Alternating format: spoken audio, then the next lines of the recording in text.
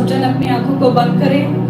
हम खुदावन की शुक्रगुजारी के लिए, आज की आराधना के लिए, आज के सुंदर समय के लिए खुदावन का धन्यवाद करते हुए प्रार्थना में जाएंगे। हालेलुया। धन्यवाद सामर्थ्य परमेश्वर, आपका धन्यवाद करते हैं आज के दिन के लिए, आज के इस खूबसूरत समय के लिए पिता यीशु, कि आज का दिन आपने हमें दिया खुदावन, आपके भवन में आने के लिए परमेश्वर, आपका जो अनुग्रह हमारे जीवन पे हुआ पिता, आपका धन्यवाद करते खुदावन। अब्राहम, इसहाक और याकूब के जिंदा परमेश्वर, दाऊद की कुल के सामर्थ्य खुदावंद, आपका धन्यवाद करते हैं, क्योंकि धन्यवाद के योग्य केवल आप हैं परमेश्वर, महिमा के योग्य आप हैं परमेश्वर। मैं कि जन को यीशु जो इस जगह पे मौजूद है, मेरे सामर्थ्य परमेश्वर, तेरे लहू में कवर करती हूँ परमेश्वर। जितने भी ऑनलाइन सुन रहे हैं परमेश्वर, तेरा पवित्र आत्मा एक एक जन को छुए खुदावंद। खुदा आज की आराधना के लिए पिता परमेश्वर खास प्रार्थना करती हूँ परमेश्वर, आपके पवित्र आत्मा को हम इन्वाइट करते हैं इस जगह पे परमेश्वर, आपका पवित्र आत्मा जुम्बश करे खुदावन।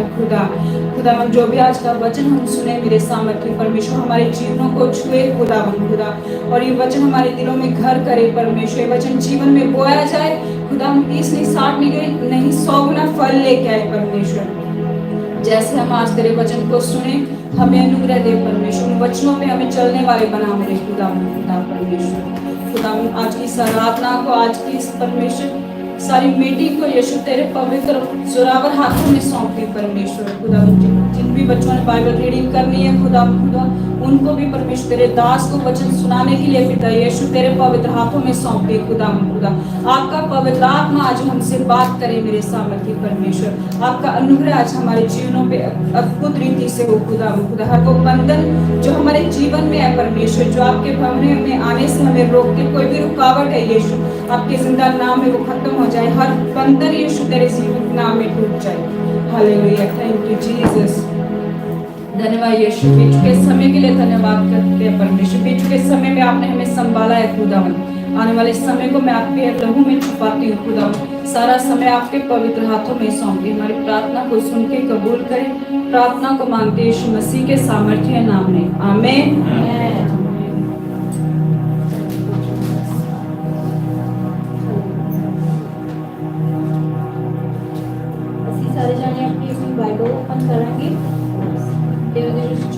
चैप्टर 6 वर्स 48 करेंगे सारे जने।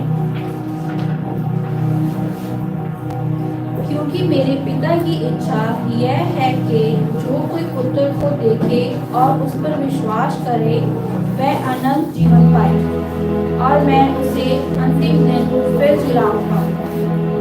में थोड़ा दसना चाहेंगे कि मेरे पिता मतलब यहोवा की इच्छा ये है कि जो कोई पुत्र को देखे ਉਹਦੇ ਤੇ विश्वास करे, मीनिंग कि सानू ਉਹਦੀਆਂ आज्ञावां फॉलो करना चाहिए है, जो भी सानू प्रभु यीशु ने आज्ञावां ਦਿੱਤੀਆਂ ਸਾਨੂੰ ਉਹਨਾਂ ਦੇ ਉੱਤੇ चलना चाहिए है। सानू नाम दे मसीही नहीं होना चाहिए, सानू एक्चुअल मसीही बनना चाहिए है कि वो अनंत जीवन पाएंगे, और मैं उसे अंतिम दिन फिर जिला उठाऊंगा। और जजमेंट के दिन जिस दिन होएगा उस दिन वो परमेश्वर सानू उन्होंने जो एक्चुअल विच मसीह होंगे उन्होंने फिर उठावेगा। आमीन आमीन। ਅਸੀਂ ब्रदर लॉरेंस ਦੇ ਨਾਲ ਸ਼ੁਰੂ ਕਰਾਂਗੇ।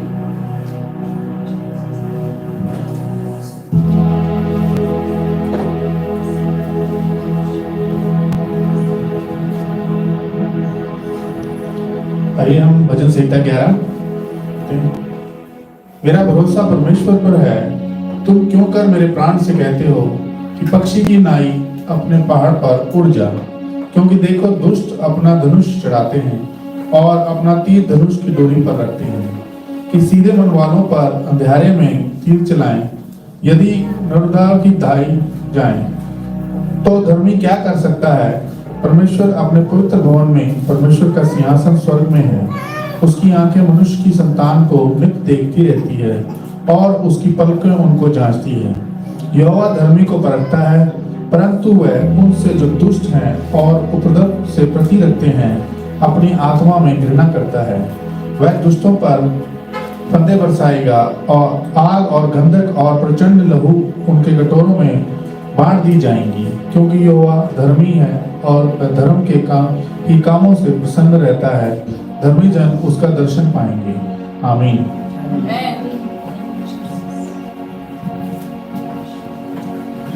सारे जाने जितने जाने खड़े हो सकते हैं, खड़े हुआ कि किसी परमेश्वर की वर्शिप करेंगे।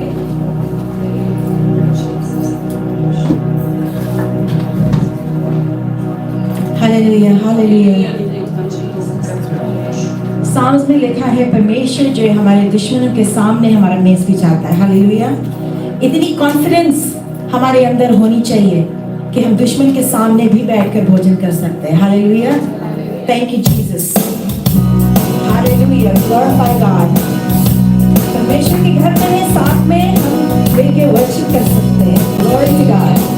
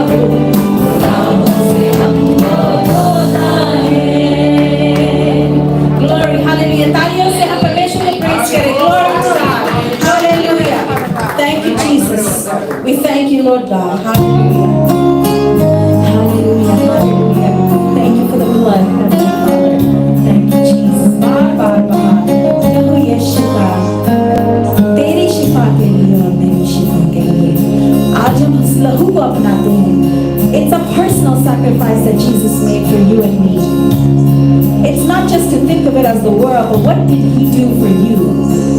कितना कतरा बहा उस क्रूस से सिर्फ हमारे लिए। Hallelujah, hallelujah. कहते कि खून की धारा बही थी क्रूस में से, इतना खून बहा था सिर्फ हमारे लिए। Thank you, Jesus. Hallelujah, hallelujah. प्रभु यीशु का तेरी शिफा के लिए, मेरी शिफा के लिए बार बार प्रभु यीशु का तेरी शिफा के लिए, मेरी शिफा के बेकरार प्रभु यीशु का तेरी शिफा के लिए, मेरी शिफा के लिए माथे से टपका ज़हर आज़ाद हो, चेहरे से टपका रूप आबाद हो, रूप आबाद हो। धार धार प्रभु यीशु का तेरी शिफा के लिए, तेरी शिफा के लिए बेकरार प्रभु यीशु का तेरी शिफा के लिए,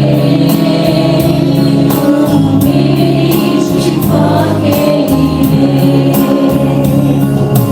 हाथों से निकला बाहों में, पैरों से निकला रास्ता बनाने, रास्ता बनाने। तार तार प्रभु यीशु का तेरी शिफा के लिए, मेरी शिफा के लिए बार बार प्रभु यीशु का तेरी शिफा के लिए, मेरी शिफा के लिए निकालहूँ से मुक्ति दिलाए, तोड़ा बदन को कीमत चुकाए, कीमत चुकाए। सीतार प्रभु यीशु का तेरी शिफा के लिए, मेरी शिफा के लिए ओ बार बार प्रभु यीशु का तेरी शिफा के लिए, मेरी शिफा के लिए एक तले तारियां खून बहाए, बसरी का खून देखो दुल्हन सजाए, दुल्हन सजाए। आर पार प्रभु यीशु का तेरी शिफा के लिए, मेरी शिफा के लिए बार बार प्रभु यीशु का तेरी शिफा के लिए, मेरी शिफा के लिए बेकरार प्रभु यीशु का तेरी शिफा के लिए, मेरी शिफा के लिए तेरी शिफा के लिए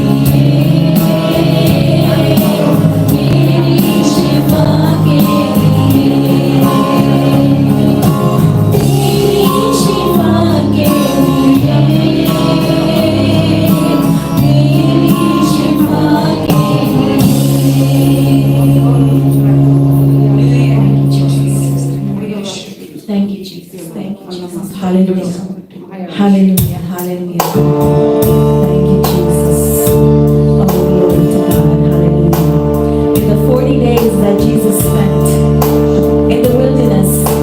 It was a preparation time for him. परमेश्वर ने यीशु मसीह को मौका दिया तैयारी करने के लिए कि जब वो उस क्रूस पर पहुंचे तो वो सब कुछ सह सके हमारे लिए। अगर हम अपनी आंखें को बंद करें और अपने आप को उस रास्ते पे खड़े कर दें जिस रास्ते से यीशु गुजर के क्रूस की तरफ गया, क्रूस उठाते हुए शायद गिरते उठते हुए पथरीले रास्ते से जब यीशु मसीह चल के गया और आप वहां पे खड़े हुए देख रहे थे, कैसे महसूस करते हैं अगर आप यीशु से इतना प्यार करते हैं? कितना कीमती है वो लहू आपके लिए। How precious is the blood of Jesus for you? How much do you appreciate the blood of Jesus which is shed for you? Jesus' suffering did not start at Calvary, it started in the Garden of Gethsemane. जहाँ पर खून पानी बन गया। हर एक कतरा खून का परमेश्वर यीशु मसीह ने अपने जिस्म से ड्रेन कर दिया हमारे लिए। We just give him the glory. Hallelujah, hallelujah.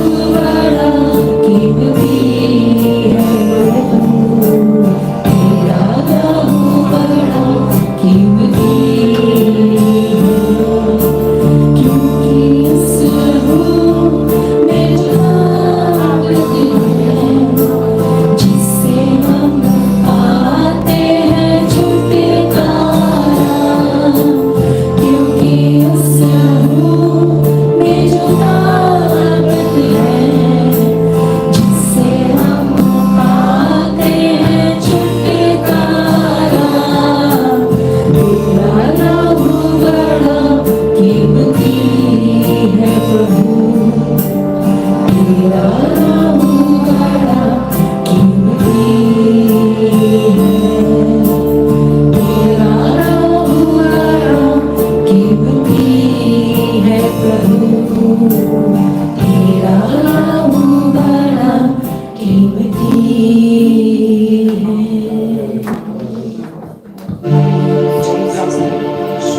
Thank you, Jesus. Praise you, Lord Jesus.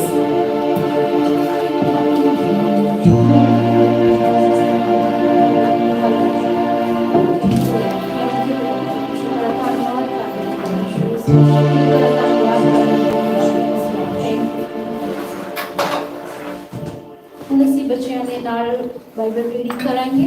Abigail, जमाइमा, Armaan, daddy, Rajveer, बड़ी। Today I'll be reading Psalms chapter 9, verse 1.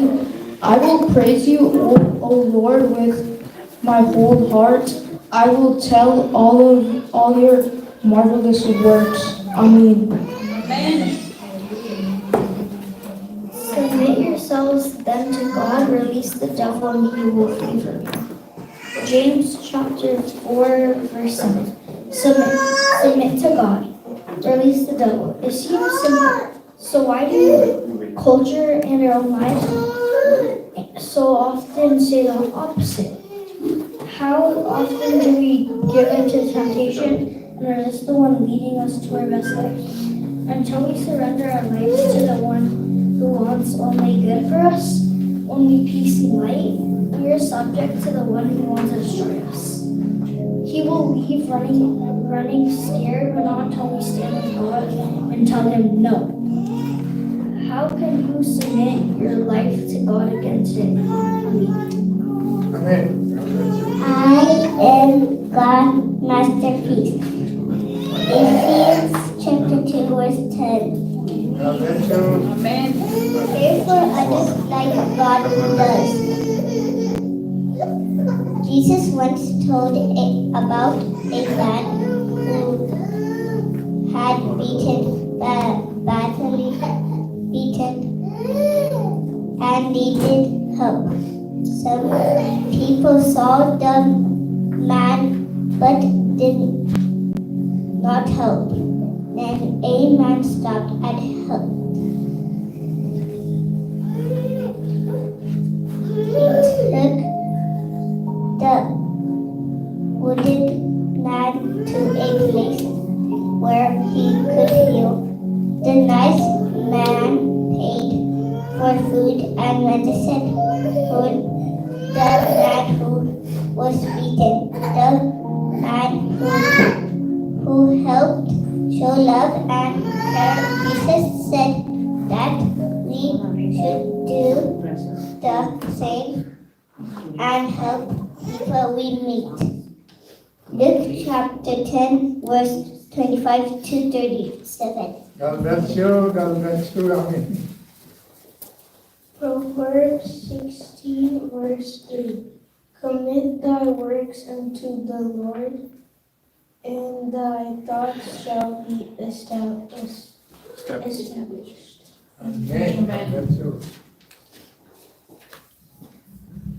Knowing and finding God. Acts 17, verse 24 to 28. God wants everyone to seek Him, know Him, love Him, and live with Him.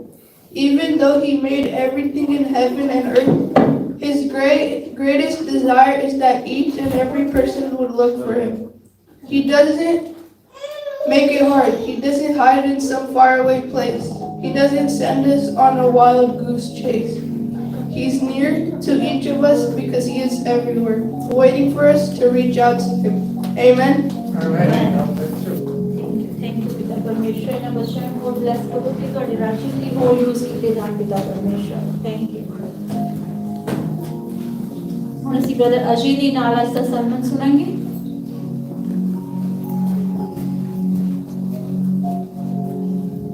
Praise God, hallelujah, hallelujah, hallelujah.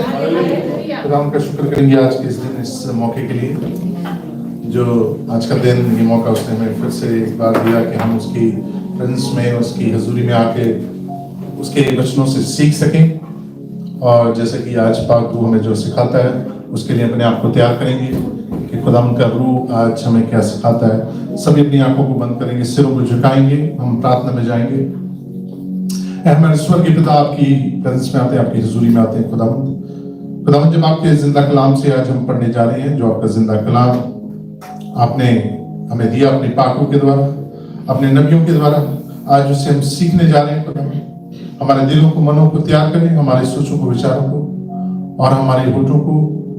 खुदावंद जब मैं से बोलता हूँ खुदावंद, मैं नहीं, खुदावंद आपकी रूह हमारे थ्रू बातचीत करे।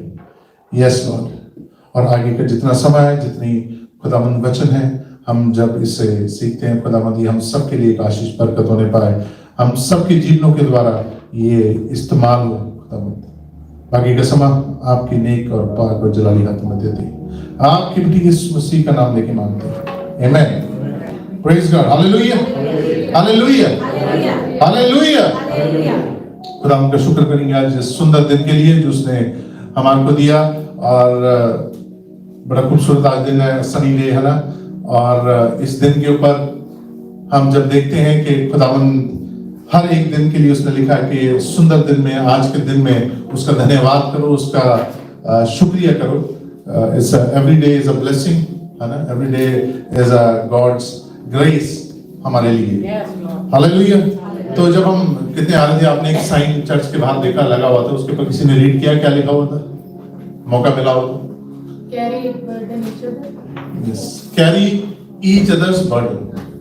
वहां पे लिखा है कि एक दूसरे के बोझ उठा। बड़ा मुश्किल उन्होंने स्टेटमेंट आज लिख दी। चर्च के बाद जो स्टेटमेंट लिखी गई है बड़ी मुश्किल है। तो हम जब गाड़ी में आ रहे थे तो हम बात कर रहे थे कि ये क्यों लिखा है और हमें क्यों उठाने चाहिए बोझ, है ना। तो सब अपने अपनी ओपिनियंस दे रहे थे क्योंकि इसमें कोई सही और गलत जवाब नहीं है।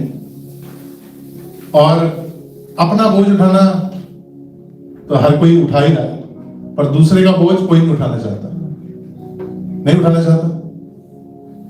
किसी का बर्डन कोई नहीं उठाना चाहता, क्योंकि दूसरे का बोझ, अगर ये मान लो एक बर्डन है, वो 1 kg का है या 10 पाउंड का है या 5 पाउंड का है, तो दूसरे का बोझ 10 गुना लगता है, 10 टाइम्स लगता है, वो 50 पाउंड्स का हो जाएगा। किसी का बर्डन 50 पाउंड्स का बर्डन लगेगा। Other people burden is more heavy, है ना। और कोई नहीं उठाना चाहता, स्पेशली मसीह लोग नहीं उठाना चाहते। हर मसीह अपनी जिंदगी के अंदर खुश है। वो कहता है कि मेरी ब्लेसिंग, मेरी आशीष, मैं दूसरे का बोझ, मैं उसका दुख क्यों, और उठाना भी नहीं चाहिए, है ना। क्योंकि हर किसी ने अपना अपना हिसाब देना है, राइट। हर किसी ने अपने अपने हिसाब देना है, पर बाइबल ऐसा नहीं कहती। बाइबल ऐसा नहीं कहती है। वो ये नहीं कहती कि अपनी अपनी खुशी में, अपने अपने आनंद में चले रहो। बाइबल क्या कहती है कि बेयर वन अनदर्स बर्डन, एक दूसरे के बोझ उठाओ। यही तुम्हारी मसीह के अंदर ड्यूटी है, सेवा है, ये बाइबल कहती है। तो आज सुबह जब मैं वचन से सीख रहा था, खुदा की रूह बातचीत कर रही थी और मेरे पास एक वर्स आई, वेरी फेमस वर्स, आप सबको बाय हार्ट आती होगी, जॉन 3:16। यूहन्ना उसका 3 बाब उसकी 16 आयत आती होगी। क्या लिखा उसके अंदर, पढ़े जरा।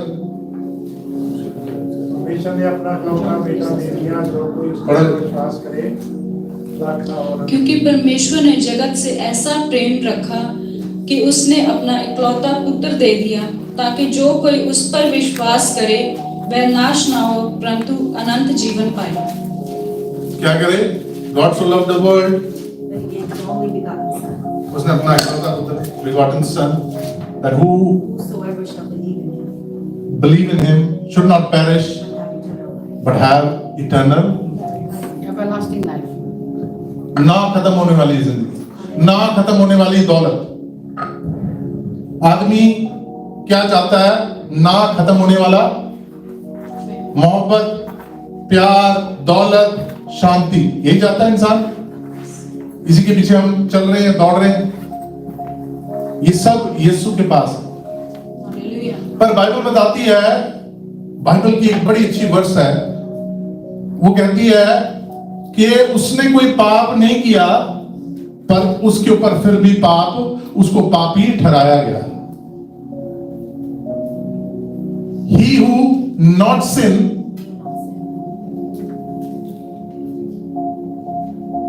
बट उसको सिनर बनाया गया। जिसने कोई पाप नहीं किया पर उसको पापी ठहराया गया। He who कौन है?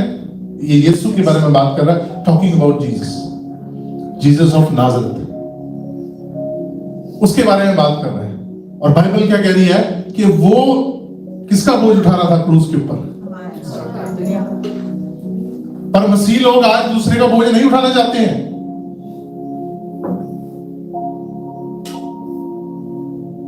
वो कहते हैं कि हमारे पास ब्लेसिंग है, हम ब्लेस्ड हैं, अगर दूसरा नहीं है तो उसके लिए हम क्या करें? कहते हैं उसके अंदर कोई पाप होगा, उसके अंदर कोई गुनाह होगा।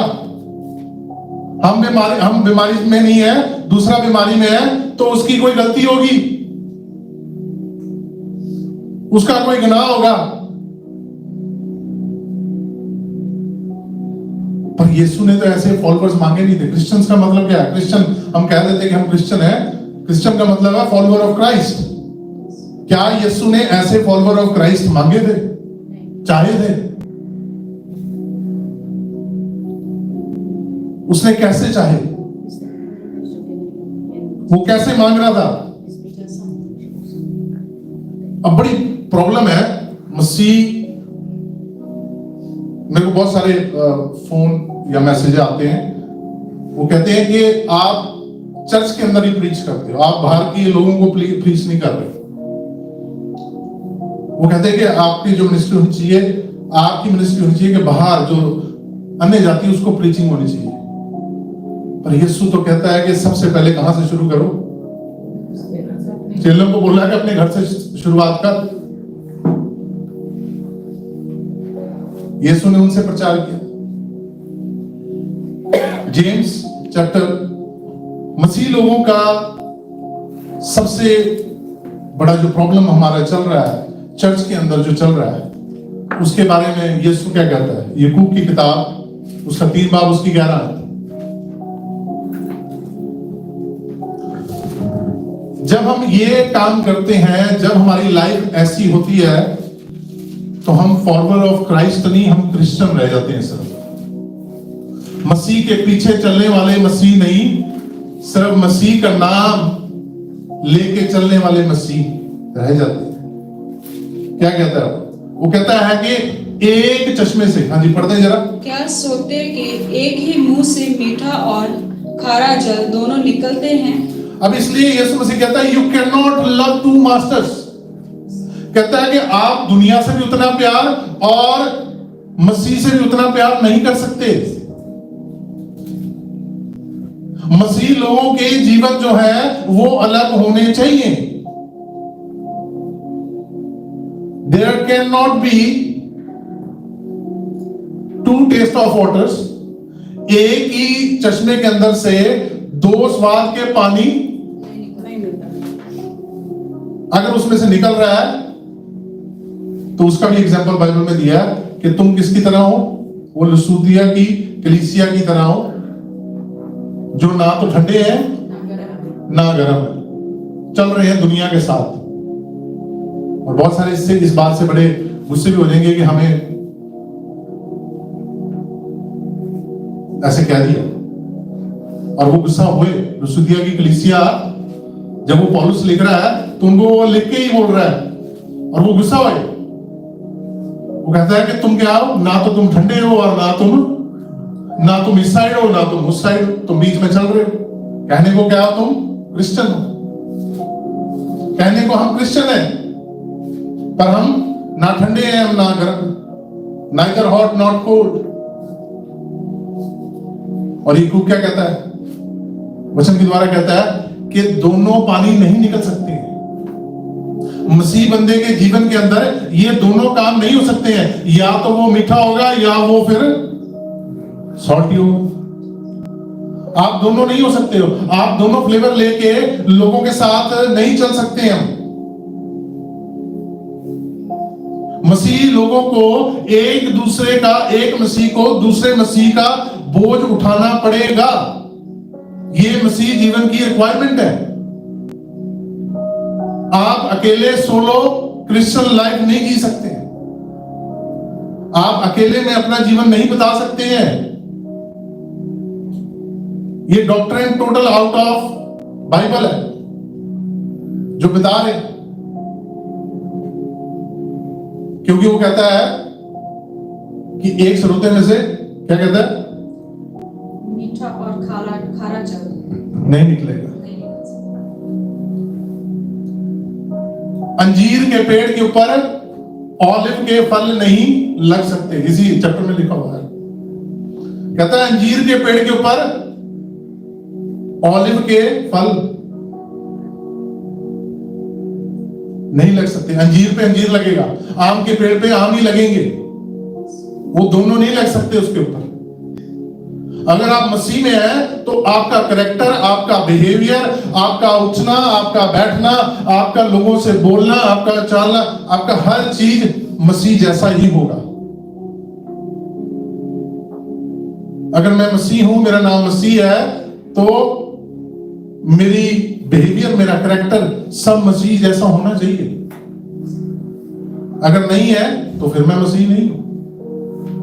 सिंपल है, उसमें कोई डिस्कशन नहीं है, उसमें कोई दो राय नहीं है।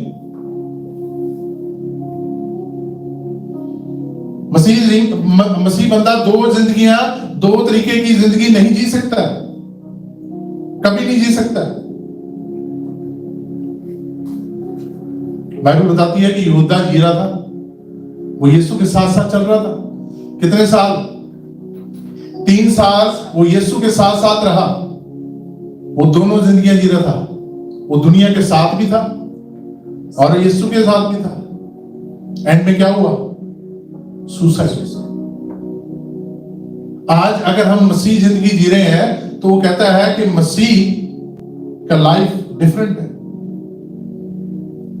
कैसे डिफरेंट है? कहता है do not love the world. दुनिया से प्यार करने वाले आप मत बनो, नहीं बन सकते आप। ऑप्शंस, प्रॉब्लम क्या होती है जब आप ऐसी संगति में रहते हैं? मसीह बंदा जब उसने मसीह को अपना लिया, उसने अपना मुक्तिदाता कह के अपना लिया, तो जब वो दुनिया की संगति में रहता है, उसके ऊपर उसका इन्फ्लुएंस आता है। मैथ्यू चैप्टर 13 उसकी 30 आयत में लिखा है, मत्ती की किताब उसका 13 बाब, मैथ्यू 13 वर्स 30, उसमें लिखा है कि खुदा दोनों को बढ़ने देता है। दोनों का जिक्र पढ़े जरा। कटनी तक दोनों को एक साथ बढ़ने दो, और कटनी के समय में काटने वालों से कहूंगा, पहले जंगली दाने के पौधे बटोरकर जलाने के लिए उनके गट्ठे बांध लो, और गेहूं को मेरे खत्ते में। अब आप एक्सपीरियंस नहीं करेंगे, आप जब इनके इन्फ्लुएंस में रह रहे हैं तो आप देखेंगे कि वो तो बड़ा अच्छा चल रहा है, उनकी लाइफ बड़ी अच्छी है, बड़े उनके पास पैसा है, अच्छा वो घूम रहे हैं, बड़ा एंजॉय कर रहे हैं, बड़ी उनकी जिंदगी में खुशी है। आप देखेंगे कि उनके साथ आप भी अगर बढ़ रहे हैं तो वचन क्या कहता है कि खुदा क्या कह रहा है? मैं तुम्हें बढ़ने दूंगा। पर किस दिन मैं साफ करूंगा, किस दिन मैं अलग करूंगा? जैसे आज पढ़ा हमने द डे ऑफ, और वो बड़ा नजदीक है। आज क्यों ये वचन आपके साथ में शेयर कर रहा हूं? The day and days has begin. Daniel की प्रोफेसीज, डैनियल की किताब में जो प्रोफेसियां लिखी हैं और रेवलेशन में जो प्रोफेसी हैं वो सब पूरी हो रही है एंड डेज की। उनमें से एक थी कि जो रिवर है, इजिप्ट की बड़ी फेमस रिवर है, जॉर्डन और इजिप्ट को जो कनेक्ट करती है, वो रिवर क्या होगी, एंड डेज में वो सूख जाएगी, अंत के दिनों में वो। तो अभी जो ज्योग्राफी स्टडी करते हैं साइंटिस्ट, वो देख रहे हैं कि वो सूखती जा रही है, ऑलमोस्ट वो डन हो गया है कि वो बिल्कुल ड्राई होने वाली है आने वाले 1-2 साल में। और बाइबल बताती है, उसमें लिखा है, मैथ्यू में भी लिखा है कि अंत के दिनों में one nation will stand against another nation. वो आप देख रहे हो न्यूज के अंदर रोज लड़ाई, कह रहे हैं कि इजराइल जो है वो लड़ाई, वो फौजों से घिर जाएगा, सराउंडेड बाय आर्मीज। वो भी हो रखा है, वो लड़ाई कर रहा है कभी सीरिया के साथ, कभी लेबनान के साथ। इसका मतलब है end days are here, beginning हो गई है। और मसीह लोग कहां जा रहे हैं, किसके पीछे घूम रहे हैं? वो ब्लेसिंग्स ढूंढते फिर रहे हैं दुनिया की। होना क्या चाहिए उनको? तैयार स्वर्ग के लिए। और वो किसमें बिजी है? ब्लेसिंग के अंदर। और वो देख रहे हैं कि हम ग्रो कर रहे हैं दुनिया के साथ, हम भी ग्रो कर रहे हैं। Investments, buildings, marriages. बाइबल कहती है कि in the days of the Noah के दिनों में ये सब कुछ हो रहा था।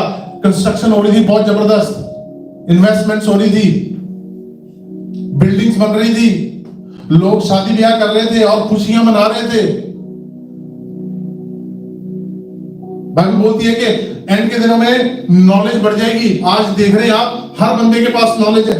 किस तरीके की नॉलेज? आप देख रहे हैं कि वो सोशल मीडिया के ऊपर अपनी नॉलेज शेयर कर रहे हैं, इन्फ्लुएंसर बने हुए हैं। पर साथ में एक और चीज लिखी है कि पाप बढ़ जाएगा, the spirit will go away from the earth. जो पवित्र आत्मा है वो अलग हो जाएगी। अभी मैं एक न्यूज देख रहा था, उसके अंदर एक बाप ने अपनी बेटी के साथ, 2 साल की बेटी के साथ उसने रेप की। ये पिछले वीक की न्यूज है। वो दैट इज ईवल। वो ईवल बढ़ रहा है, गुनाह बढ़ रहा है, पाप बढ़ रहा है। इसको आप रोक नहीं सकते हो, क्योंकि शैतान अपना टेक ओवर करने के लिए तैयार है। क्योंकि बाइबल में लिखा है कि एंड डे में ऐसे ऐसे दिन आ जाएंगे जब गुनाह इतना बढ़ जाएगा, पीक पे बढ़ जाएगा। दैट मीन्स मसीह लोगों को क्या करना है? उसका मतलब है मसीह लोगों को तैयारी करनी है। हमें इस दुनिया की चीजों के ऊपर ध्यान देते हुए नहीं।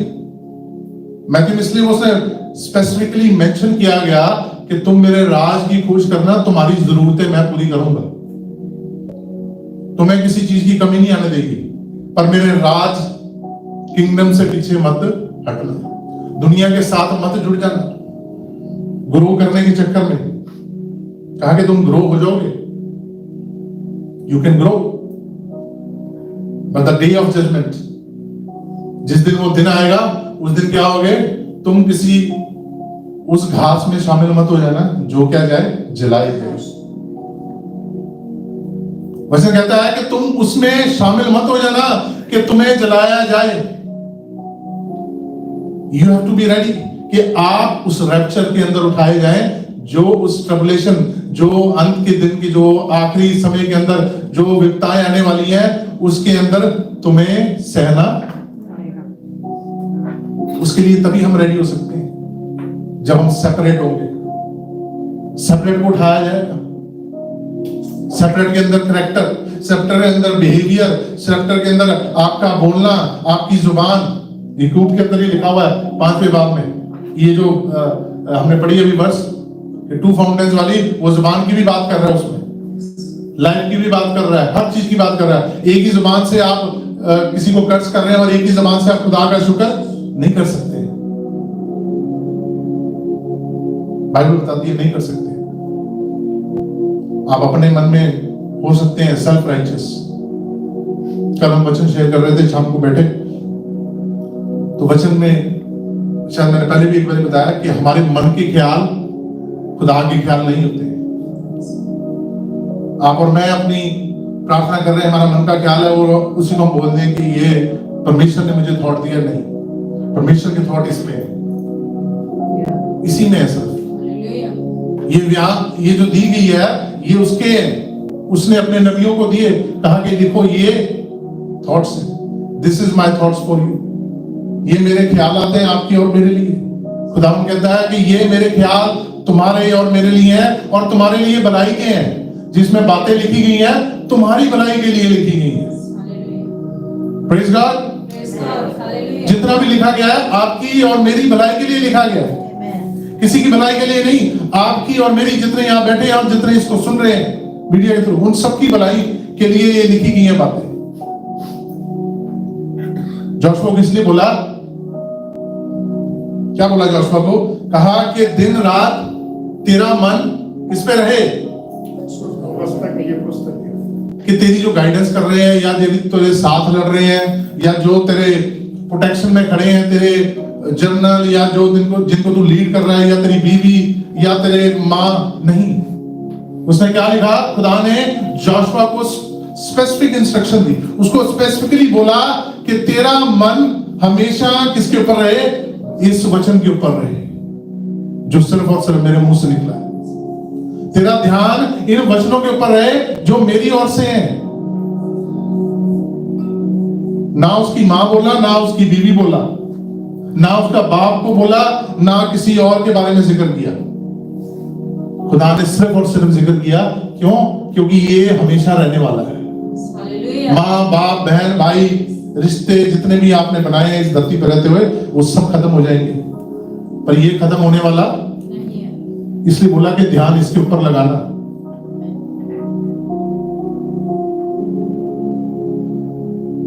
और नहीं लगा पा रहे, हम निभाने में लगे रहे, अपने सर्कल को, अपने फ्रेंड सर्कल को, अपने रिश्तेदार को, अपने रिश्तों को। इससे बोल रहे हैं मसीह लोग। तो जो ये इन्फ्लुएंस होता है आपके सर्कल का, जब आप दुनिया के साथ रहते हैं, वो तब प्रॉब्लम क्रिएट करता है जब आपके ऊपर परीक्षा आती है। परीक्षा के अंदर हम वीक हो जाते हैं। जैसे हमने अभी सीखा कि जब यीशु मसीह 40 दिन की फास्टिंग में गया, तो वो इसलिए नहीं गया फास्टिंग में क्योंकि वो कमजोर था। वो फास्टिंग में इसलिए गया क्योंकि वो तैयार हो सके, जब परीक्षा आने वाली है तो वो उस परीक्षा के लिए। आपको और मेरे को अलग होने को इसलिए कहा गया कि जब परीक्षा का टाइम आएगा, कोई भी ऐसी चीज, कोई भी ऐसा रिश्ता आपको कमजोर ना करना पाए, ताकि आप टेंटेशन में ना पड़े। यीशु ने इसलिए अपने माँ बाप को, अपने बहन भाइयों को क्या कर दिया? डिस्टेंट कर दिया, क्योंकि वो जानता था कि अगर मेरी माँ आके मुझसे कहेगी तो हो सकता है वो मेरे को इमोशनली कहे कि तू बेटे ये मत, क्योंकि एक माँ के लिए उसको देखना, आने वाले ईस्टर हम सेलिब्रेट करना भी 20-25 दिनों में, 30 दिनों में, है ना, सेलिब्रेट करनी हमने ईस्टर और गुड फ्राइडे। तो हो सकता है उसकी माँ उसको कहती कि मैं तेरे को ऐसे क्रूज के ऊपर चढ़ते नहीं देख सकती। कोई देख सकती है माँ अपने बच्चे को? कोई नहीं देख सकती। No mother can see a child to be brutally, very brutally, उसको मार रहा है, उसको थूक रहे हैं, उसको बेइज्जत कर रहे हैं, कोई मां नहीं देख सकती। इसलिए उसने अपनी मां को पहले ही कहा कि अब मैं इन रिश्तों से अलग हूं। You have to be separated। आपको अलग होना पड़ेगा। अगर आप तैयार हैं कि मैंने उस स्वर्ग राज में दाखिल होना है, मैंने उस फर्स्ट रैप्चर के अंदर जाना है, आपको सेपरेट होना पड़ेगा। आपको हार्ड डिसीजन लेने पड़ेंगे। आपको इमोशन से बाहर आके अपने डिसीजंस को बनाना पड़ेगा। आप माँ हैं, आप भाई हैं, आप बेटे हैं, आप बाप हैं, आप कोई भी रिश्ता है, आपको वो डिसीजन बनाना पड़ेगा। नहीं तो आप जानते हैं आदम हवा के साथ क्या हुआ था। वो इसी चक्कर में फंस गया था। वो उसको इमोशनली उसने उसको ब्लैकमेल किया होगा कि देखो हम तो दोनों अब साथ हैं, हम दोनों ने वादा किया, हम दोनों को एक साथ रहने के लिए मनाया गया, तो तुम मेरी भी क्या करो, अब बात मानो। अगर आदम ना मानता तो आज वो दोनों अंदर होते और सिनेरियो कुछ डिफरेंट होता, राइट। क्या हम सवाल ये उठता है कि are we following Christ as instructed? क्या हम मसीह के पीछे वैसे ही चल रहे हैं जैसे मसीह ने कहा, जैसे वचन ने कहा? क्या हम चल रहे हैं? ये हर किसी के लिए सवाल अपना है। आपने अपने आप को जांचना है। आज आपने अपने आप को परखना है, अपने आप के लिए सेल्फ असेसमेंट करनी है कि हम क्या मसीह के पीछे वैसे चल रहे हैं कि नहीं चल रहे हैं, या फिर उसके ऑपोजिट चल रहे हैं। उसका ऑपोजिट कौन सा है? एंड टाइम्स के लिए लिखा है वचन के अंदर, 2 तिमोथियुस उसका 3 बाब उसकी 1 और 2 आयत है। अंत के दिनों के लिए लिखा है कि मसीह लोग कैसे हो जाएंगे। मसीह लोगों के लिए लिखा है। कई इसको गलत सोच लेते हैं कि ये दुनिया के लिए लिखा हुआ है ना। 2 तिमोथियुस उसका 3 बाब उसकी 1 और 2 आयत है। ये हम सबके लिए लिखा है। पढ़े जरा। पर ये जान रख कि अंतिम दिनों में कठिन समय आएंगे। अब वो कह रहा है कि अंतिम दिनों में जब कठिन समय आएंगे, कठिन मतलब द ट्रिबुलेशन टाइम। वो कौन सा समय? कठिन समय जब आपको चूज करना पड़ेगा, आपको डिसीजन बनाना पड़ेगा कि आपने अपने बच्चे चूज करने हैं कि आपने मसीह को चूज करना है, आपने अपने हस्बैंड को चूज करना है कि आपने मसीह को चूज करना है, आपने अपनी माँ को चूज करना है कि आपने मसीह को चूज करना है, आपने अपने बाप को चूज करना है या आपने मसीह को चूज करना है, आपने चूज करना है अपनी अनंत जीवन को या अपनी फैमिली को, अपने रिलेशंस को चूज करना है। ये समय आने वाला है, उसके लिए वो कह रहा है कि तैयार हो जाओ। अगर आप मसीह में हैं तो आपको एक डिसीजन लेना पड़ेगा, और ये बड़ा हार्ड डिसीजन है। ये छोटा डिसीजन नहीं है। ये डिसीजन वो नहीं है कि जब आपने बपतिस्मा लिया था कि हाँ मैंने यीशु मसीह को अपना लिया और मैंने बपतिस्मा ले लिया। नो नो नो नो, ये बड़ा सख्त डिसीजन होगा उस दिन, क्योंकि वो डिसीजन, आपका डिसीजन जो लेंगे उससे आपको पता लगेगा कि आप रैप्चर में उठाए जा रहे हैं कि नहीं उठाए जा रहे हैं। हो सकता है कि छोड़ना पड़े, हो सकता है बहन भाइयों को छोड़ना पड़े, हो सकता है माँ बाप को छोड़ना पड़े, हो सकता है बच्चों को छोड़ना पड़े या माँ बाप को छोड़ना पड़े। बच्चे चले जाए, माँ बाप रह जाए, बहन भाई चले जाए, आप रह जाए। वो अंत के दिन का डिसीजन है। उसके लिए तैयार होने को कह रहा है यीशु। कह रहा है कि सेपरेट हो जाओ, उस जंगली घास के साथ मत ग्रो करो, उसके साथ मत बढ़े हो, उसके साथ मत बढ़ो। आज से डिसीजन बनाना स्टार्ट करेंगे तो फिर उस दिन सख्त डिसीजन ले पाएंगे। ये Bible is all preparation for eternity. ये बाइबल जो है, this is all preparation for the eternity. Decision making, ये सिर्फ हमें डिसीजन मेकिंग सिखा रही है कि दुनिया में रहते हुए आप मसीह में कैसे डिसीजन मेक कर सकते हैं, कैसे तैयार हो सकते हैं उस दिन के लिए। हो सकता है आपको सब बोलेंगे आप बहुत सख्त हो रहे हो भाई, इतना सख्त नहीं होना चाहिए, आपको होना पड़ेगा। यीशु था, वैसे उसके क्राइस्ट के फॉलोअर हो नहीं। अगर नहीं हो पा रहे तो फिर प्रॉब्लम है। तीमुथियुस में लिखता है कि people will be self lover. Self lover में डिसीजन क्या बना रहे हैं कि नहीं मुझे ये चीज चाहिए, मुझे मसीह नहीं चाहिए, आज मुझे पार्टी चाहिए, आज मैं अपने दोस्तों के साथ उठना बैठना चाहता हूं, आज मैं कहीं घूमने जाना चाहता हूं जहां दुनिया जा रही है, जहां ये बीच के ऊपर जाके वहां पे क्या हो रहा है, पार्टी हो रही है। यंगस्टर्स को आप देखेंगे तो बीच के ऊपर बड़ी पार्टीज चल रही है आजकल। इंडिया में हमारे वो गोवा बहुत मशहूर है पार्टी करने के लिए, यंगस्टर्स स्पेशली जाते हैं। बड़ा खूबसूरत खुदा ने बनाया है ये जगह, बीच बनाई है, और वहां पे जाके क्या हो रहा है, गुनाह हो रहा है। समुद्र की हदों को ठहराया उसने जब बनाया, उन जानवरों को बोला कि तुम इस हद के अंदर रहना, वो वहीं पे रहते हैं, पर इंसान उन हदों को पार कर रहा है। यहाँ पे भी होती है, यहाँ पे एक जगह है, वहां पे म्यूजिक फेस्टिवल होता है जहां पे बहुत सारे आर्टिस्ट आते हैं। वहां पे जाके क्या हो रहा है, गलत। खुदा ने जगह बनाई है अच्छी घूमने के लिए, देखने के लिए, सृष्टि को रचा, आदम की वाटिका बनाई थी, किसके लिए बनाई थी? आदम के लिए बनाई थी। जानवर बनाए, आदम के लिए बनाए। पेड़ पौधे बनाए, आदम के लिए बनाए। उसको कहा कि ये सब तेरे अंडर है, तो इसको क्या कर, एंजॉय कर। पर आदम क्या करने लग गया?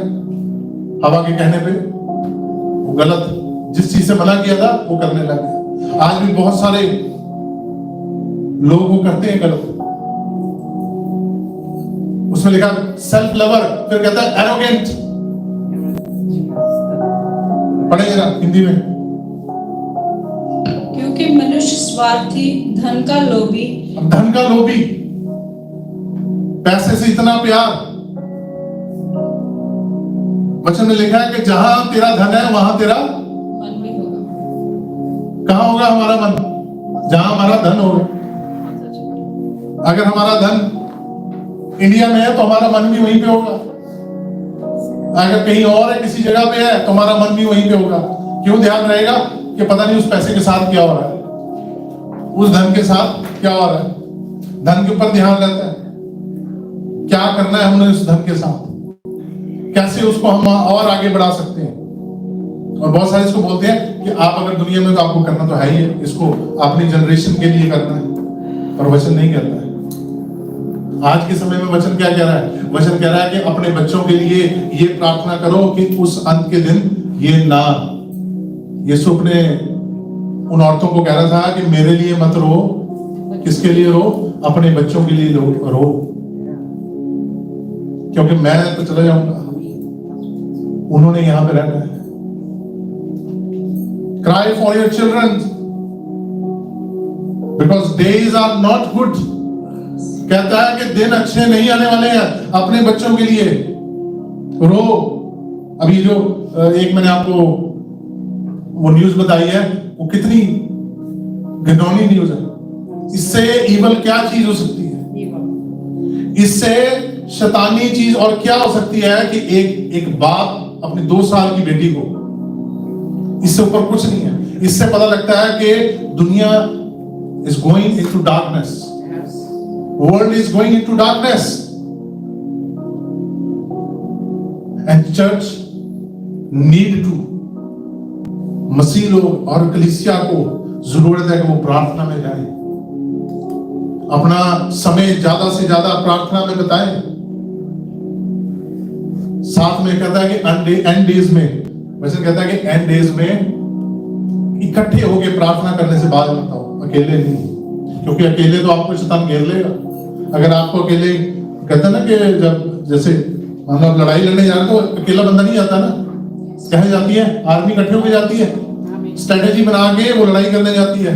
Solo man can not win the war. War लंबी चलती है ना, लंबी चलती है वॉर। और बैटल जो होती है वो थोड़े टाइम की होती है। आप एक बैटल अकेले जीत सकते हो, पर आप वॉर नहीं जीत सकते। There is a difference between war and a battle. क्योंकि बैटल आप थोड़े टाइम के लिए होती है, आप लड़े और वापस आ गए। वॉर लंबी चलती है। हम इस वॉर में अगेंस्ट ईवल, आपको और मेरे को इकट्ठे होकर चलना होगा, कलीसिया को इकट्ठे होकर चलना होगा, ताकि उस दिन द डे ऑफ जजमेंट, हमने पढ़ा यूहन्ना 6 उसकी 40, when the day of judgment, जब वो यीशु आके पुकारेगा और सबका न्याय करने आएगा, द डे ऑफ जजमेंट, आप और मैं वहां पे क्या हो सकेंगे? खड़े हो सकेंगे उसके सामने। पढ़े जरा उसी को। यस। डींगमार, अभिमानी, निंदक, माता पिता की आज्ञा टालने वाले, कृत्यगण, अपवित्र, दया रहित, क्षमा रहित, दोष लगाने वाले, असंयमी। बस। तो ये जो आज आपने बाहर साइन देखा, मेरे को नहीं पता था कि आज ये साइन होगा, राइट? और खुदा ने वचन भी वही दिया कि दया रहित, दया ना करने वाले, है ना, कि हम दूसरे का बोझ नहीं उठा सकते।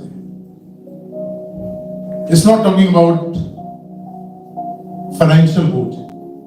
आपको ये समझने की जरूरत है, वो फिजिकल बोझ की बात नहीं कर रहा है, वो स्पिरिचुअल बोझ की बात कर रहा है। कि वो कहता है कि जब आपको पता है कि एक मसीह आपका बहन या भाई वो गुजर रहा है, स्पिरिचुअल बैटल लड़ रहा है, अपनी लड़ाई लड़ रहा है, वो दुख में है, परेशानी में है, वो दर्द में है, आपका और मेरा फर्ज बनता है कि आप उसके बोझ को क्या करें, शेयर करें।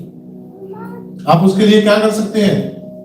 हाँ, आपके पास अगर कैपेसिटी है तो आप उसको फिजिकली हेल्प कर सकते हैं। अगर नहीं है कैपेसिटी तो वो क्या कहता है, आप उसको स्पिरिचुअली सपोर्ट कर सकते हैं प्रार्थना के द्वारा।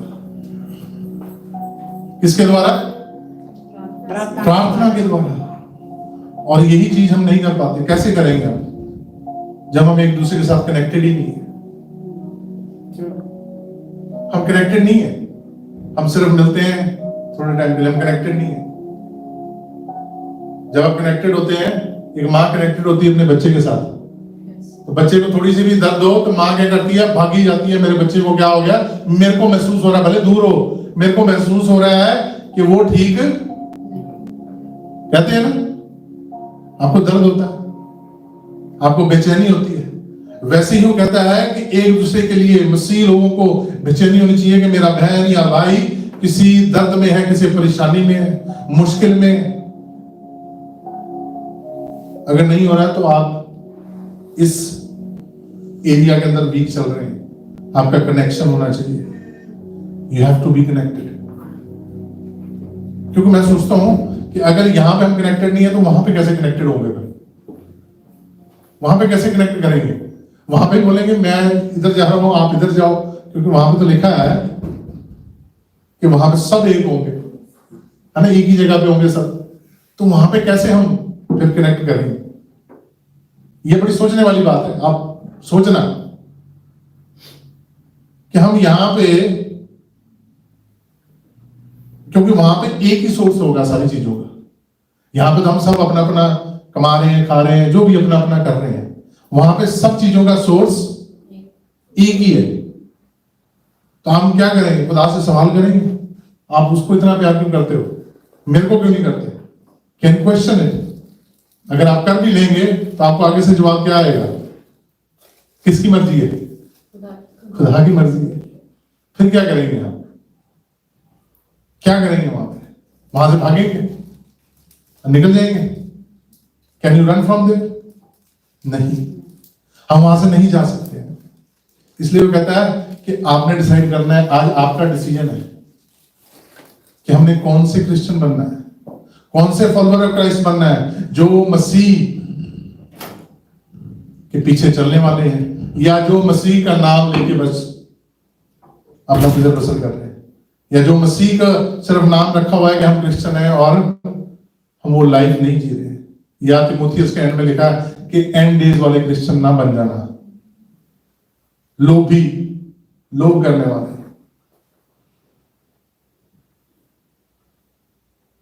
लोग बड़ी डेंजरस चीज है। 10 हुक्मों में भी इसका जिक्र किया गया है। जो मूसा को खुदा ने 10 हुक्म दिए, उसके अंदर भी क्या लिखा है? किसी चीज का लालच, 10 कमांडमेंट्स आती हैं, आपने पढ़ी है कभी? एक्सोडस में लिखी हुई है, उसके 20 चैप्टर में आप पढ़ लेना, नहीं पढ़ी तो उसमें भी जिक्र है कि लोग किसी चीज का भी हो सकता है, अपने आप का भी लोभ होता है कहीं को। मैं ऐसा दिखूं, मैं ऐसी दिखूं, मैं ऐसा बोलूं, मैं ऐसी बोलूं, ये मेरी बड़ाई, मेरी अच्छाई, मेरी प्रेज, ये भी लोभ है। और ये खुदा नहीं चाहता है, ये खुदा नहीं चाहता है हमसे। खुदा क्या चाहता है? हमारी सिंपल लाइफ। सिंपल लाइफ कैसी? आप एक दूसरे के साथ कनेक्टेड, एक दूसरे, क्योंकि ये एंड डेज है। ये वो दिन नहीं है जब prosperity and this and that, ये एंड डेज है। अभी हम देख रहे हैं कि आसपास हमारे क्या हो रहा है। हम देख रहे हैं कि बहुत सारे लोगों की जॉब्स चली गई है। ये एंड डेज की निशानी है। Recession is coming. और वो कहता है कि मेरे पे ईमान रखने वालों को किसी चीज की कमी और घटी नहीं होगी। इसके अंदर बड़ा अच्छा एग्जांपल बाइबल का, मैं उसके ऊपर ही हमेशा अपना ध्यान रखता हूं कि इज़हाक ने तब बोया जब पूरे देश में कहते हैं सूखा काल पड़ा था, और उसने कितना पाया? 100%। 100% पाया। वो इसलिए नहीं पाया कि उसने बोया उस टाइम पे, उसने इसलिए पाया क्योंकि उसका ईमान खुदा पे था हालेलुया। कि मैं खुदा के कहने पे बो रहा हूं और खुदा ही इसको, अब मेरे को नहीं पता वो पानी कहां से लेके आया, मुझे नहीं पता उसके बीज कैसे ग्रो हुए, मुझे नहीं पता उसने कौन सी खाद डाली और कैसे वो इतना ग्रो हुआ, पर मुझे ये पता है कि उसको बढ़ाने वाला खुदा था। और वही खुदा आपका और मेरा भी है आज। और वो कहता है कि आपका और मेरा ईमान उसी तरीके से होना चाहिए, खुदा के ऊपर, ना कि किसी सरकार के ऊपर, ना किसी सरकार के लोगों के ऊपर, ना किसी की नॉलेज के ऊपर, ना किसी की समझ के ऊपर। नहीं, हमारा भरोसा खुदा पे ईमान रखना होना चाहिए। हालेलुया। आइए अपनी आंखों को बंद करते हैं, सिरों को झुकाते हैं, हम प्रार्थना में जाएंगे। ऐ हमारे स्वर्गीय पिता, आज का जो कलाम हमने सीखा है प्रभु, ये हम सबके लिए ये नया रास्ता, एक नया डिसीजन बनाने वाला हो। अगर हमने पिछले दिनों में नहीं बनाया तो आने वाले वक्त के लिए हम अपने डिसीजंस बना सकें और तेरे वचन के द्वारा हम बना सकें। हम तेरे वचन में चलते हुए बनाए डिसीजंस को अपने को खुदावंद, हम ये डिसीजन जो भी बनाए खुदावंद, ये हमारी आने वाली जनरेशन के लिए एक बेनिफिशियरी हो, हमारे आने वाले जनरेशन के लिए एक आनंद, एक खुशी की बात हो खुदावंद, ताकि हम जब ये डिसीजन बनाते हैं खुदावंद, तो आपका वचन कहता है कि तुम मेरे साथ आसमान के ऊपर उठाए जाओगे, जब मैं आऊं तो मेरे साथ तुम उठाए जाओगे खुदावंद। हम आपके साथ उठाए जाएं, हमारे डिसीजंस ऐसे हो कि उस फर्स्ट रैप्चर में हम जाने पाए, उस रैप्चर के दौरान खुदावंद हम आपके साथ बादलों के ऊपर उड़ने पाए। और तूने लिखा है कि मेरे साथ फिर तुम राज करोगे, मेरे साथ तुम इस दुनिया के ऊपर राज करोगे। Hallelujah, hallelujah, hallelujah, hallelujah. Praise God, praise God, praise God. धन्यवाद, धन्यवाद, धन्यवाद। Thank you Jesus. Hallelujah, hallelujah, hallelujah, hallelujah. प्रार्थना में हम बने रहेंगे। Thank you. तारीफ, तारीफ, तारीफ। Hallelujah, hallelujah. कदोस, कदोस, कदोस मेहरबान खुदा, जैसे फरिश्ते खुदाबंद 24 आवर फितर खुदा कहते हुए खुदाबंद तेरी वर्शिप करते हैं। आज एक एक जन को खुदाबंद जितने इस तरह भवन में बैठे हुए हैं खुदाबंद, भर दे तो अपनी आत्मा से खुदाबंद, ताकि हम सब जैसे तेरे फरिश्ते हमेशा तेरी वर्शिप करते हैं, पवित्र पवित्र कह के, धन्य कह के तेरी महिमा करते हैं खुदाबंद। एक एक जन खुदाबंद आज वैसे तेरे खुदाबंद वर्शिप करने पाए, एक एक जन को खुदाबंद तेरी पवित्र आत्मा छूनी पाए खुदाबंद। आज दुनियावी बोझ नहीं खुदाबंद, फाइनेंशियल बोझ के लिए खुदा तेरा वचन बात नहीं कर रहा खुदाबंद, हर स्पिरिचुअल तौर से खुदाबंद एक दूसरे का बोझ उठा नहीं पाए। हर किस्म की कमजोरी, आत्मक खुदाबंद कमजोरी जो हमारे जीवन के अंदर आ रही है, आज यीशु के नाम में, आज यीशु के नाम में हर एक के जीवन से वो कमजोरी दूर होने पाए, ताकि खुदाबंद जैसे तेरे वचन में लिखा है, मैं सिद्ध हूं तुम भी सिद्ध बनो। यीशु तो कहता है मैं पवित्र हूं, तुम भी पवित्र बनो। भी तो समय की बात नहीं कर रहे खुदाबंद, आज की बात कर रहा हूं कि आने वाले दिनों में खुदाबंद हम पवित्रताई में खुदाबंद बड़ी वफादारी, बड़ी ईमानदारी के साथ, जैसे तेरे वचन में लिखा है कि मेरी आज्ञा का पालन करो। दाऊद बहुत बार बार कहता है कि मैं तेरी आज्ञा का पालन किया, मैं तेरी आज्ञा का पालन करके खुश होता हूं। खुदा मैं चाहता हूं कि मेरी कलीसिया का एक एक जन, जैसे दाऊद कहता है कि मैं तेरी डेरी के अंदर रह के भी खुश होता हूं खुदाबंद, ये कलीसिया का एक एक जन जितना तू यीशु बादलों पे आना है, तेरे साथ ये कलीसिया खुदाबंद आसमान पे उठा ली जाए खुदाबंद। जैसे तेरे वचन में लिखा है कि बेदाग बेजुर्री वाली कलीसिया को मैं लेने आ रहा हूं खुदाबंद। ये मेरी कलीसिया रूहानी फलसफा चर्च की कलीसिया खुदाबंद, बेदाग बेजुर्री वाली कलीसिया खुदाबंद बन के तेरे सामने खुदाबंद खड़ी होने पाए खुदाबंद। छोटे बच्चे से लेके बड़े तक सबको खुदाबंद तो संभालना। आने वाले दिनों में खुदाबंद ये बच्चे जो कुछ भी खुदाबंद चर्च के अंदर वचन पढ़ते हैं खुदाबंद, इनको अपनी पवित्र आत्मा से भर, इनको अपना बुद्धि पे ज्ञान दे खुदाबंद। मैं तेरा फिर से शुक्र करता हूँ खुदावन, तेरे धन्यवाद करता हूँ कि खुदावन आज हमारे इसके वचन के मुताबिक खुदावन अपना जीवन व्यतीत करने पाए और स्पिरिचुअल तौर से एक दूसरे का बोझ, एक मन, एक चित्त होकर खुदावन हमेशा खुदावन प्रार्थना में जुड़ने पाए। मैं तेरा शुक्र करता हूँ, धन्यवाद करता हूँ। यीशु मसीह मेरी प्रार्थना को सुन लिया, कबूल किया, आमीन। आए मेरे बाप जो तू आसमान में है, तेरा नाम पाक माना जाए, तेरी बादशाह तेरी मर्जी जैसे पूरी होती है जमीन पे भी हो। रोज की रोटी आज हमें दे, जैसे हम अपने कसूर वालों के कसूर माफ करते हैं, हमारे कसूर माफ कर, हमें अन्याय से बुराई से बचा, क्योंकि बादशाह कुदरत सवाब आमीन। पिता का प्यार यीशु का अनुग्रह प्रार्थना की सुभागता उन तो लाइक मिशन तक, खास करके रवानी फेलोशिप चर्च के छोटे बच्चे से लेके बड़े तक तमाम संत मुखाती जितने लोग यीशु के नाम पे विश्वास रखते हैं, जब तक तो बाद लोग के नाम सबके साथ होती है। आमीन। आमीन।